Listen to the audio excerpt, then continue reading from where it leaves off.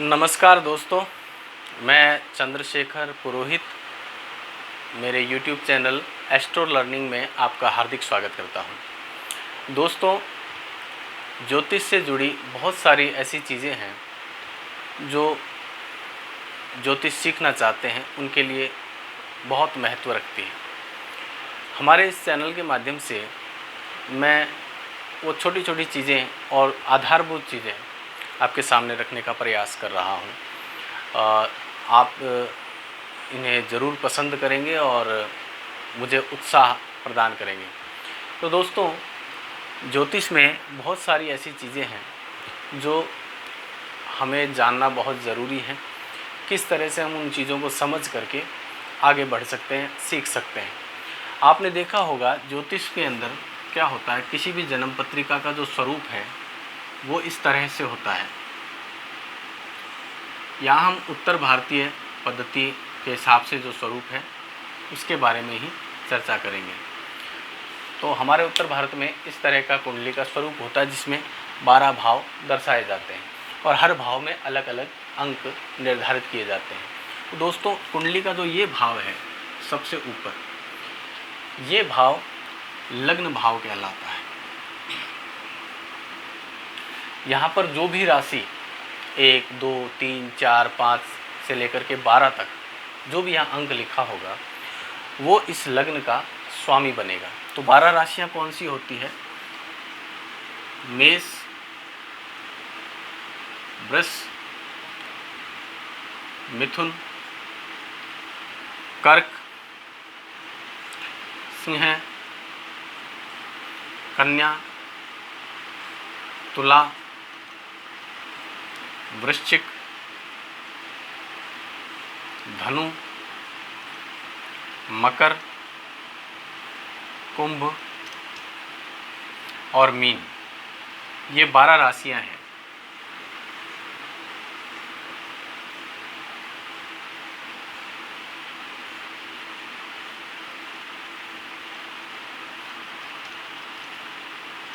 जो ज्योतिष सीखना चाहते हैं, जो व्यक्ति ज्योतिष में इंटरेस्ट रखते हैं, उन्हें इन राशियों को याद कर लेना चाहिए। 12 राशियों का जो क्रम है वो याद रख लेना चाहिए।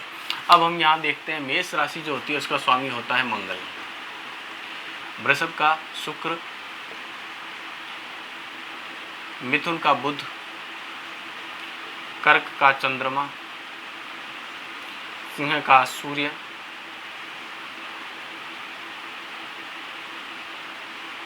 कन्या का बुध, तुला का शुक्र, वृश्चिक का मंगल,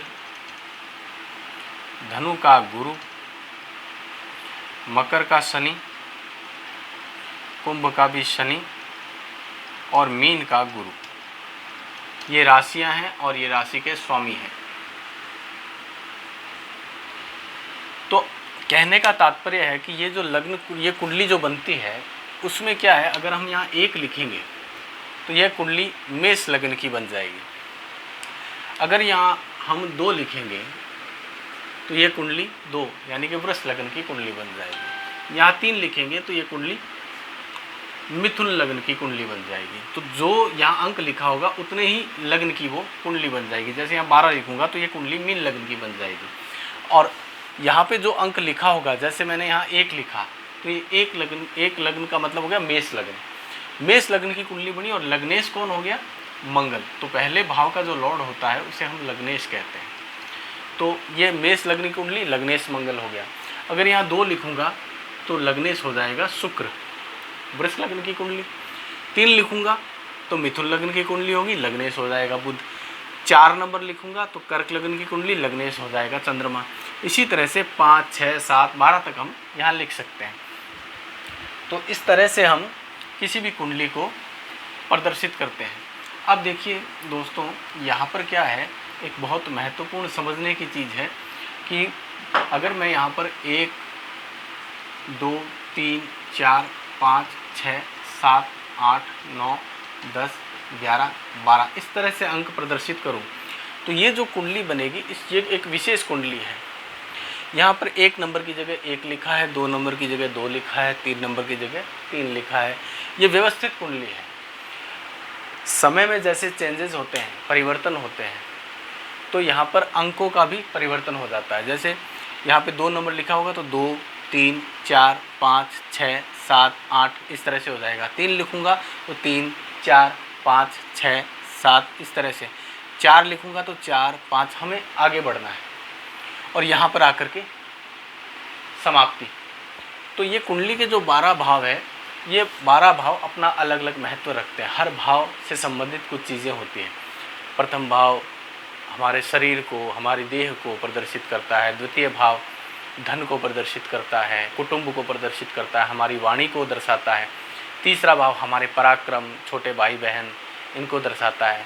ट्रैवलिंग, छोटी ट्रैवलिंग यात्राएं, उनको दर्शाता है। चौथा भाव भूमि, मकान, वाहन, प्रॉपर्टी, माँ और जो प्लेजर है, सुख है, उसको दर्शाता है।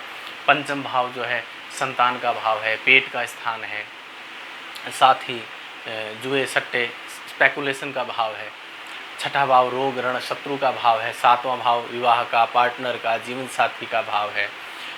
मारकेश भी होता है। सप्तम भाव मारक भी है, द्वितीय भाव भी मारक है। और आठवां भाव जो है मृत्यु का स्थान है, आयु का स्थान है। नवां भाव भाग्य का स्थान है, पिता का स्थान है। 10वां भाव हमारा कर्म है। 11वां भाव हमारा लाभ है, इनकम है। और 12वां भाव जो है वो व्यय भाव है, खर्च का भाव है। इस तरह से हम आगे पढ़ेंगे कि कौन से भाव से क्या क्या चीज़ें देखी जा सकती हैं। अभी जो बेसिक चीज़ मैं बताना चाह रहा हूँ उसमें एक महत्वपूर्ण चीज़ आती है कि अगर हम नाड़ी ज्योतिष के अंदर जाते हैं, नाड़ी ज्योतिष का अध्ययन करते हैं, तो हमें कुछ चीज़ें बहुत ज़रूरी है जो ध्यान में होनी चाहिए। हम एक सीधी खड़ी लाइन और एक आड़ी लाइन बनाएंगे और हम 4 दिशाएं यहाँ दर्शाएंगे: पूर्व, पश्चिम, उत्तर और दक्षिण। हमने 4 कोनों को 4 नाम दे दिए। अब हम बताएंगे यहाँ पर कि कौन कौन सी राशियाँ कौन सी दिशा को इंगित करती है, और बहुत ही सरलता से आपको समझ में आएगा कि कौन सी राशियाँ कौन सी दिशा को इंगित करती है। आप बड़े ध्यान से देखिए, 1, 5, 9 ये जो त्रिकोण बना है 1, 5, 9 का, 1, 5, 9 ये त्रिकोण बना है। उसके बाद हमारे पास आता है दूसरा 2, 6, 10 ये दूसरा त्रिकोण बना है। उसके बाद हम लेंगे 3, 7, 11 ये तीसरा त्रिकोण बना, 3, 7, 11। और चौथा त्रिकोण बना 4, 8, 12। तो ये जो 1, 5, 9 राशियां हैं ये पूर्व दिशा की राशियां हैं। 2, 6, 10 ये राशियां दक्षिण दिशा की राशियां हैं। 3, 7, 11 बड़े आसानी से आप लिख सकते हैं। 1, 2, 3, 4, 5, 6, 7, 8, 9, 10, 11, 12। और ये क्या है? पूर्व, दक्षिण, पश्चिम, उत्तर। ये पश्चिम दिशा की राशियां हैं 3, 7, 11। और उत्तर दिशा की 4, 8, 12। बड़ी आसानी से आपको समझ में आ गया किस तरह से हम याद कर सकते हैं इनको। हमें याद करने में कठिनाई नहीं होगी। आप आराम से 1, 2, 3, 4, 5, 6, 7, 8, 9, 10, 11, 12 इस तरह से इसको डिवाइड कर लीजिए। अब हम यहाँ लिखेंगे ये जो 1, 5, 9 ये त्रिकोण बना, ये होता है धर्म त्रिकोण। धर्म त्रिकोण है ये। इसी तरह से 2, 6, 10 ये एक त्रिकोण बना, अर्थ त्रिकोण। इसे हम अर्थ कहेंगे। इसी तरह से आगे जो त्रिकोण बन रहा है 3, 7, 11 का, यह है काम त्रिकोण। इसको हम काम त्रिकोण कहेंगे। इसी तरह से लास्ट जो बनता है 4, 8, 12 ये होता है मोक्ष त्रिकोण। इसको हम मोक्ष त्रिकोण कहते हैं। इस चीज़ की ज़रूरत क्यों पड़ी? क्या महत्व है इस चीज़ का? धर्म, अर्थ, काम, मोक्ष। तो दोस्तों आपने देखा होगा कई कुंडलियों के अंदर 1, 5, 9 राशियों में बहुत सारे ग्रह होते हैं, या 1 नंबर राशि में, 5 नंबर राशि में बहुत सारे ग्रह होते हैं। कईयों में 2 और 10 में बहुत सारे ग्रह होते हैं, 2006 में बहुत सारे ग्रह होते हैं। तो जिस व्यक्ति की कुंडली में मान लो 1, 5, 9 राशियों में ही सारे ग्रह आ गए, ज़्यादातर ग्रह आ गए, जैसे 9 ग्रह हैं, 9 ग्रहों में से 6 ग्रह 1, 5 और 9 राशियों में अलग अलग बैठे हैं, तो हम मानेंगे कि धर्म त्रिकोण में उसके बहुत सारे ग्रह बैठे हैं। तो उस व्यक्ति की जो मानसिकता होगी धर्म के प्रति बहुत उत्तेजना होगी, या धर्म के प्रति वो बहुत ही सेंसिटिव होगा, धर्म में उसकी आस्था होगी। उसी तरह से अगर हम 2, 6, 10 में देखते हैं बहुत सारे ग्रह बैठे हैं, यहाँ राशि में बहुत सारे ग्रह हैं, यहाँ बैठे हैं, यहाँ बैठे हैं, या इन 2 में बहुत सारे ग्रह बैठे हैं, इनमें एक बैठा है, इसमें बहुत सारे ग्रह बैठे हैं, तो 2, 6, 10 में अगर ग्रह बैठ गए बहुत सारे, तो इसका मतलब हुआ कि उसके अर्थ त्रिकोण में बहुत सारे ग्रह बैठे हैं, तो वो फाइनेंशियली बहुत एक्टिव होगा, फाइनेंस के प्रति उसकी ललक होगी, पैसा खर्चने में उसको बहुत दिक्कत होगी, एक एक पैसे का वो हिसाब रखेगा, खर्च में उसका जो है हाथ थोड़ा तंग होगा। इस तरह से हम देखेंगे 3, 7, 11 इन राशियों में बहुत सारे ग्रह बैठेंगे, तो उस व्यक्ति की इच्छाएं बहुत ज़्यादा होगी। ये काम त्रिकोण है, उसमें कामनाएं बहुत होगी, बहुत सारी चीज़ों के लिए वो प्रयास करता रहेगा, उसके मन के अंदर बहुत सारी कामनाएं चलती रहेगी। उसी तरह से मोक्ष त्रिकोण 4, 8, 12 में अगर बहुत सारे ग्रह बैठ जाएंगे, तो इसका मतलब ये हुआ कि वो व्यक्ति सांसारिक नहीं होगा, उसे संसार से कोई ज़्यादा मतलब इच्छा नहीं होगी, वो अपनी मस्ती में जैसा चल रहा है वैसा स्वीकार कर लेगा, या उसको कोई फ़र्क नहीं पड़ेगा, पैसा खर्च भी हो जाएगा या आ भी रहा है जा भी रहा है, उससे कोई मतलब नहीं, वो अपनी ज़िंदगी बड़े आराम से सुकून से, इसे मोक्ष त्रिकोण कहते हैं। तो ये इसलिए हम किसी भी कुंडली के द्वारा उस आदमी की मेंटलिटी को समझ सकते हैं, वो उस आदमी की मेंटलिटी किस तरह से होगी। अब हम समझते हैं तत्व, अलग अलग राशियों के कौन कौन से तत्व होते हैं। तो देखिए 1, 5, 9 राशियाँ, ये मैंने ये जो चार्ट लिखा है ये बड़ी आसानी से आप लिख करके आराम से याद कर सकते हैं। तो मैंने धर्म अर्थ काम मोक्ष लिखा है। अब मैं यहाँ लिख देता हूँ अग्नि, पृथ्वी, वायु, जल। तो आराम से आप याद कर सकते हैं कि राशियों के तत्व कौन से होते हैं। 1, 5, 9 ये राशियाँ अग्नि तत्व की राशियाँ हैं, 2, 6, 10 ये राशियाँ पृथ्वी तत्व की राशियाँ हैं, और 3, 7, 11 ये वायु तत्व की राशियाँ हैं, 4, 8, 12 जल तत्व की राशियाँ हैं। तो यहाँ हम लिख देंगे अग्नि, पृथ्वी, वायु, जल। तो दोस्तों इतने से चार्ट से हम यह चीज़ समझ गए कि दिशा कौन सी है राशियों की, राशियों का त्रिकोण कौन सा है, और राशियों का तत्व कौन सा है। आसानी से हम ये चीज़ समझ सकते हैं, तो हमें ज़्यादा कुछ गहराई में जाने की आवश्यकता नहीं पड़ी। ये बेसिक चीज़ है, इसको अगर हम समझ लेते हैं तो आगे हमारे लिए बहुत आसानी हो जाएगी। तो आगे हम ये समझेंगे कि ग्रहों का स्वरूप कैसा होता है, किस भाव से क्या चीज़ देखी जाती है, और किस भाव का फल हमें कब मिलेगा, किस तरह से मिलेगा।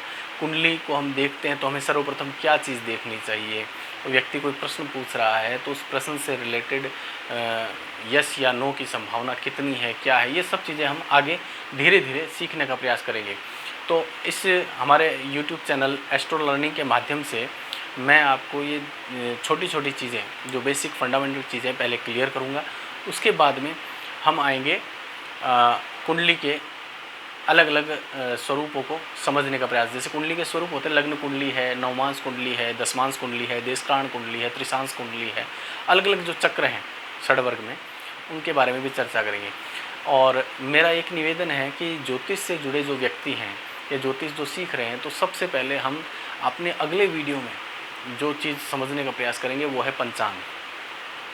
दोस्तों पंचांग का ज्ञान होना बहुत ज़रूरी है, और आगे जो हम जो सीखेंगे उसमें अगर हमें पंचांग का नॉलेज होगा, ज्ञान होगा, तो हम आसानी से बहुत सारी चीज़ों को समझ सकते हैं और सफलता से, सरलता से ज्योतिष में आगे बढ़ सकते हैं। पंचांग के अंदर जो तिथि है, वार है, नक्षत्र है, योग है, करण है, सूर्योदय है, सूर्यास्त है, इनकी जानकारी आसानी से हमें मिल जाती है। और उसके अलावा दोस्तों एक बहुत महत्वपूर्ण चीज़ ये है कि आपके पास अगर कोई व्यक्ति जन्म पत्री दिखा रहा है तो ज़रूरी नहीं है आगे आने वाले समय में केवल आपके लिए जन्म पत्री दिखाने के लिए ही लोग आएंगे या अपने बारे में ही कुछ पूछने के लिए आएंगे। कोई लोग मुहूर्त पूछने के लिए भी आ सकते हैं, विवाह का मुहूर्त है, गृह प्रवेश का मुहूर्त है, गृह निर्माण का मुहूर्त है, और इसके साथ साथ किसी का जन्म हुआ है तो उसका पाया किस जगह, पाया कैसा होगा, ताम्र होगा, रजत होगा, ये पाए की जानकारी भी हमें होनी चाहिए। इसी तरह से हम जैसे नींव पूजन करते हैं तो हमें पाया कहाँ रखना चाहिए, किस दिशा में पाया रखना ज़रूरी है। घर का, मंदिर का अगर निर्माण कर रहे हैं तो मंदिर की नींव में पाया, नींव किस जगह रखना चाहिए, किस दिशा में रखना चाहिए। तो पंचांग से हमें ये सब चीज़ें आसानी से पता चल जाएगी। तो मेरा इतना ही निवेदन है कि आगे आने वाले समय में आप एक पंचांग, एक या दो तरह के पंचांग आप ज़रूर लें, जिसमें निर्णय सागर पंचांग, विश्वविजय पंचांग और पंडित बंशीधर शास्त्री ज्योतिष पंचांग जो है बहुत इम्पोर्टेंट है, बहुत महत्वपूर्ण पंचांग है। तो बंशीधर पंचांग और निर्णय सागर पंचांग तो आप ले ही लें, ये आपके बहुत काम आएंगे, बहुत ही महत्वपूर्ण है। तो हम इनके माध्यम से आपको समझाएंगे कि पंचांग किस तरह से देखा जाएगा। तो दोस्तों आज के वीडियो में बस इतना ही, और अगले वीडियो में मैं और बेसिक पंचांग से जुड़ी चीज़ों के बारे में आपसे चर्चा करूंगा। आपसे निवेदन है कि आपको ये वीडियो अगर अच्छा लगे तो इसको ज़रूर लाइक करें, सब्सक्राइब करें और हमें उत्साहित करें। आपके उत्साह से मैं और भी अच्छी चीज़ आपके सामने लाने का प्रयास करूंगा। इसी के साथ नमस्कार।